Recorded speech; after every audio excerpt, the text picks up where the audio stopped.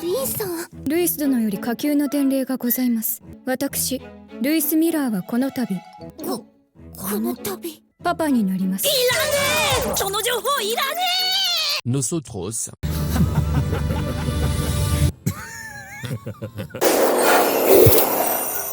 ルイス殿は少々浮かれポンチになっておりまして。浮かれポンチ。本で目にし、いつか口にしたいと思っておりました。感無量です。はあ。では本題が済んだところ。おい、今のが本題か。 Nosotros。Sí。あなたの口頭報告の無能っぷりはよくわかっております。重要な報告はこの紙に記してリンに渡すように。魔女殿、男子量裏手に過剰な氷の魔力反応が。伝えなければ。Bueno, esperemos saber qué ocurre más adelante。犯人、私は何を。魔力が。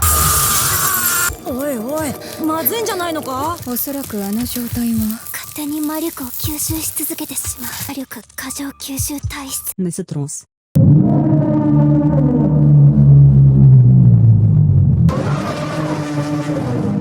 あのブローチ。確認しました。ブローチが周囲の魔力をあの方に供給しているようです。誤作動を起こしてる。なんとかしないと。そういうことなら俺様に任せな。よし。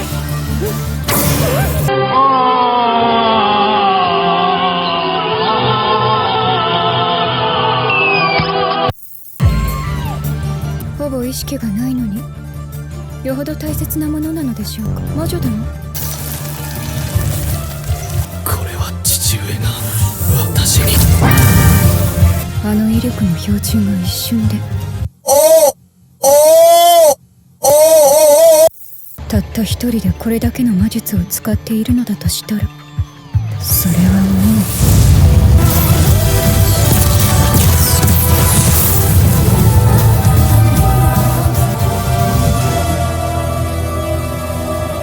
Wait, wait, wait, wait, wait, wait, wait, wait, wait, wait.